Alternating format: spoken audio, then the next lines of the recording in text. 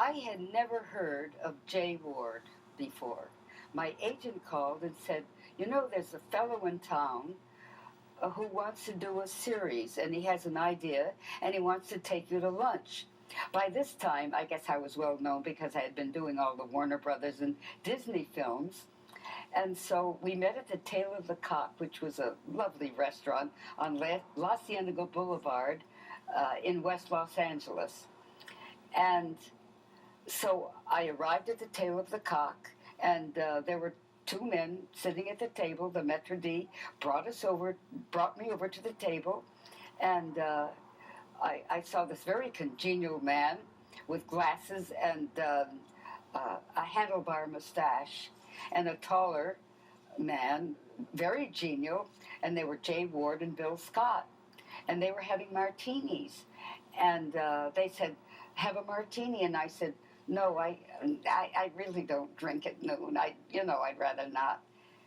And they started telling me about the idea of a moose and a squirrel, and I thought the idea was kind of cockeyed. They were the only anthropomorphic animals who were talking to real people. And so they said, "Oh, come on, have a martini." Well, after the first martini, I thought, it's not such a bad idea. After the second one, I thought it was absolutely sensational, which it turned out was. But we did a demo the following week, and he said, "You're Rocky the Squirrel." And I said, "Well, what kind of a voice do you want?" He said, "Well, an all-American Boy Scout squirrel." So that's what I did, with a little hubris, and sometimes he became a little bit petulant with Bullwinkle, but always doing well. He wanted to save the world, and so did Bullwinkle. So I said, "Well, what about Natasha the spy?" And they said, "Don't do Russian, do her continental accent, because we don't want no problems with Russia." This was during the Cold War. So I did sort of a continental accent for Natasha. And Boris was the same way. They are from Pennsylvania, not Russia, darling.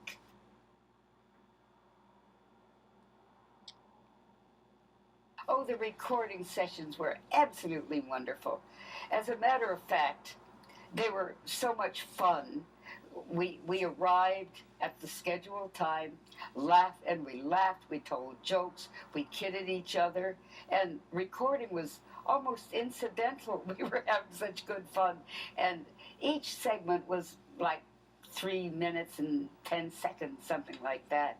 The only time we ever had to re-record and take it from the top was if we started to laugh, or maybe we're 2 seconds over time. Most of the times it's because we laughed. But it was fun. It was wonderful working with Edward Everett Horton. Here was a stage and screen man, and you wouldn't expect him to pick up a script right away and record it, but that's what he did. And it took, we would do 6 in one night, 6 Dudley Do-Rights, or 6 Rockin' Bullwinkles, or 6 Fractured Fairy Tales. And Edward Everett, after we recorded 6, he'd say, "Well, I got to go play tennis." And here was a man over 70, I think, when he started to do it.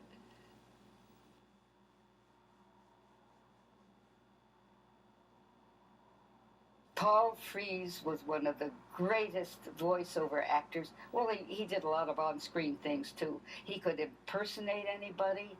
He did Boris. He did Inspector Fenwick. He did one of the Moon Men. I don't know whether it was Gidney or Cloyd. They were mixed up about that. Bill Scott, who was the head writer, who wrote all the funny puns on the end. Bill Scott was a talented actor. And when we did the demo, Paul Frees, Bill Scott, and Jay were there, and I. And Jay had said to Paul, "Well, you're doing Boris and some of the other characters, and June, you're doing Rocky and Natasha." And Bill Scott said, "Well, who's going to be Bullwinkle?" And Jay said, "Well, you are." Because apparently Bill had written all of the Bullwinkle scripts, plus the puns, and he used this funny voice like that. And so he was surprised that he was going to do Bullwinkle, but Jay just took it for granted. Bill Conrad was a marvelous actor with this great diapason of a voice, you know.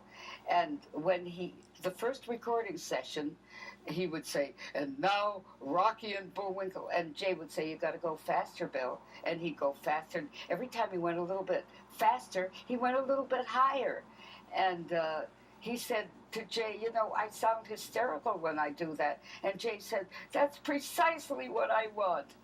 So he was great in that. Dawes Butler was always in the fractured fairy tales and Aesop's fables, and he did crazy princess voices and the kings, and they were very different. Also a very talented man. He worked at Hanna-Barbera and did a lot of the I can't remember all the characters, but he did. He was a staple at Hanna-Barbera, and they were all just wonderful actors. I love Jay. He was a marvelous character himself. He never directed anybody. He was always jolly, uh, but he was very firm in what he liked. If it wasn't clever enough, he'd say, "Cut it. We won't do that." He was the final uh, analyst on everything and determination. Uh, he was wonderful, always laughing, always jolly, and it was a pleasure. He never directed any of us. He just sat in the control room and said, "Okay." After we laughed and joked, he said, "Okay, let's record." Recording was almost incidental.